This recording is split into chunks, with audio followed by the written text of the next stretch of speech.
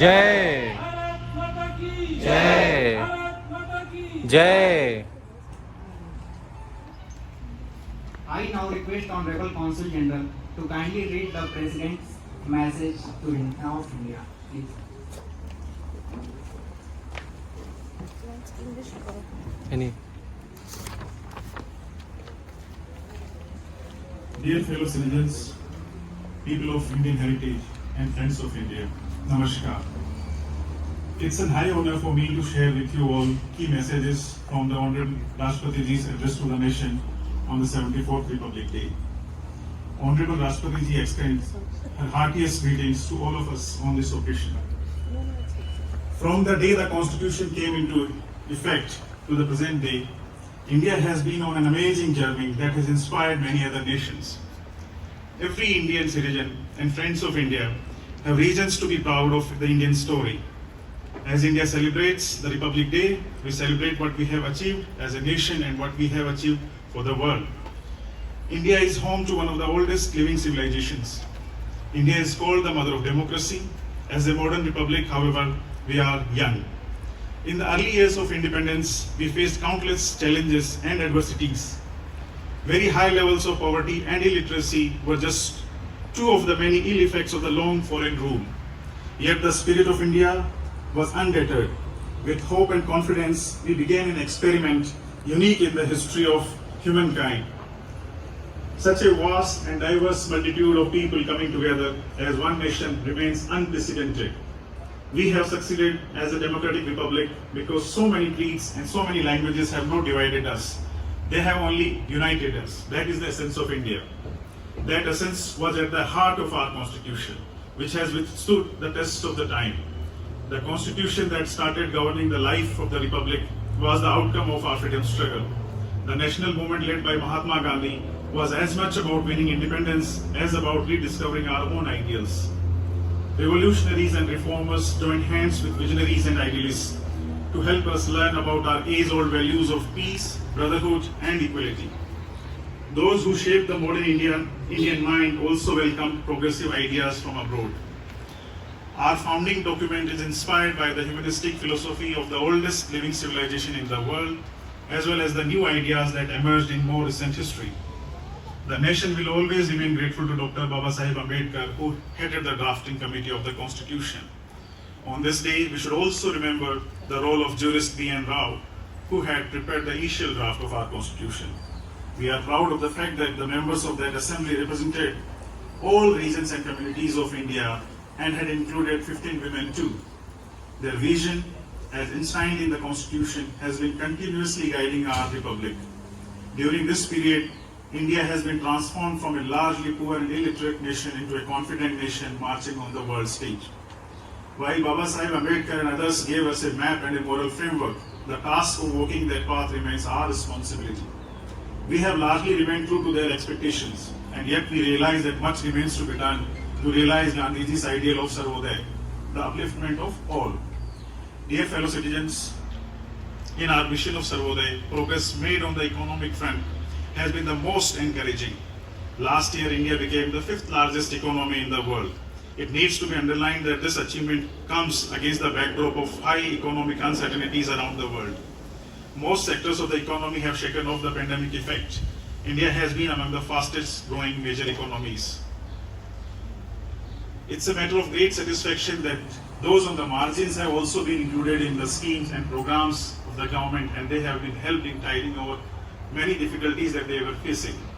The government ensured food security for poor families at a time when the country was facing economic disruption in the wake of unprecedented outbreak of COVID-19. Because of this help, no one had to go hungry.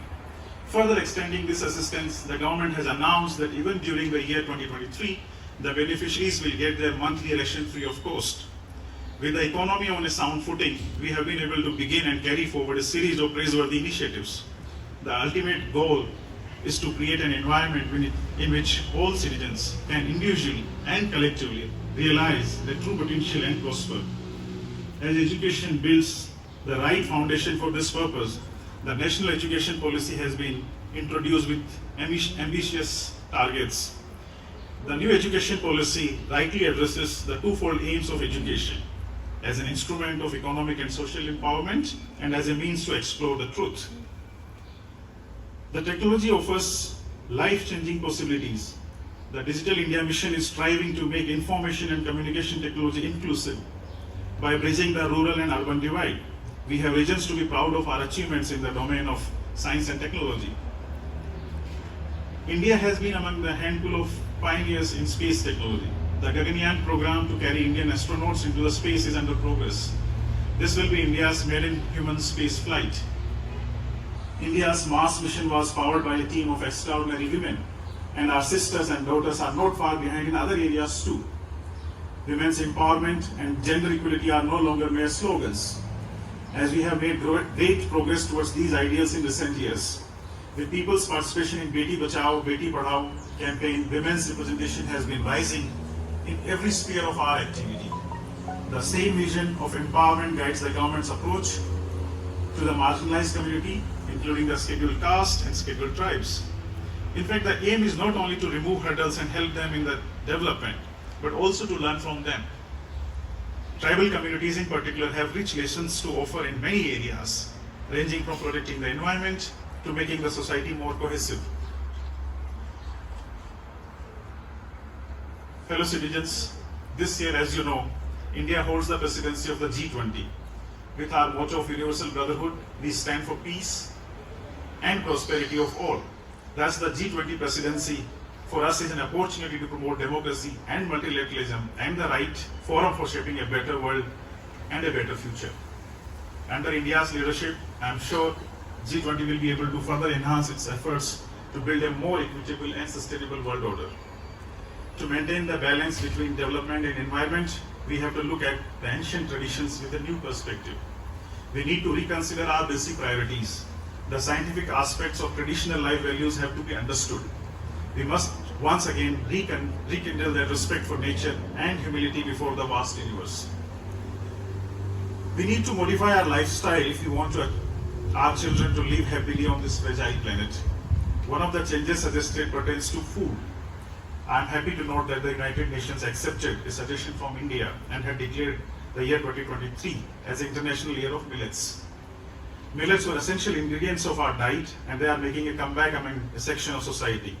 Coarse grains like millets are eco-friendly as they require less water to grow, and yet they provide high levels of nutrition. If more and more people turn to millets, it will help conserve ecology and improve health while also meeting our needs of global food security. Dear friends, distinguished guests, generations of people working in different fields deserve praise for their invaluable contribution in the development story of our republic. Honorable Rashtrapati Ji commends the roles of farmers, workers, scientists and engineers whose combined strength enabled our country to live up to the spirit of Jai Jawan, Jai Kisan, Jai Vigyan and Jai Anusandhan. I end by thanking our diaspora, the great ambassadors of India's culture and civilization. They have also been a living bridge between India and South Africa. I pray for your health, peace and prosperity. Thank you. Jai Hind, Jai Bharat.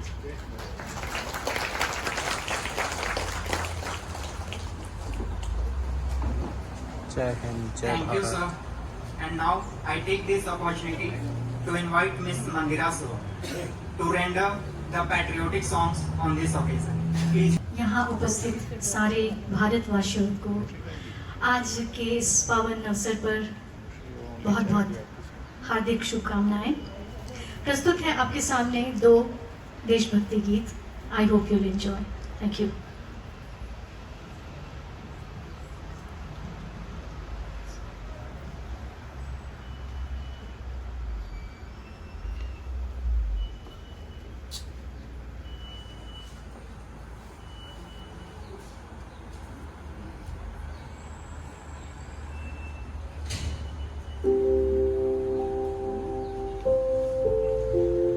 लपिया दी है दुआ बन के तमन्ना मेरी, जिंदगी शम्मा की सूरत हो खुदाया मेरी। लपिया दी है दुआ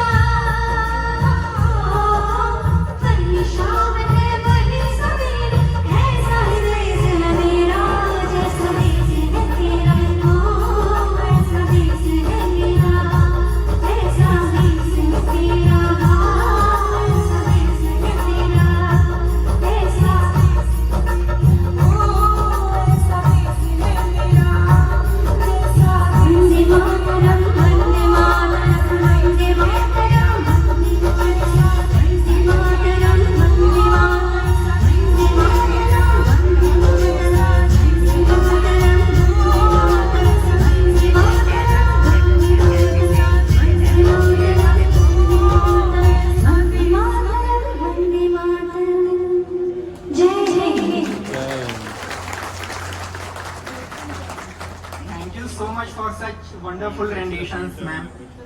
And with this, we have come to the conclusion of the flag unfurling ceremony today. Thank you all for your kind participation in the celebrations of Republic Day of India here today.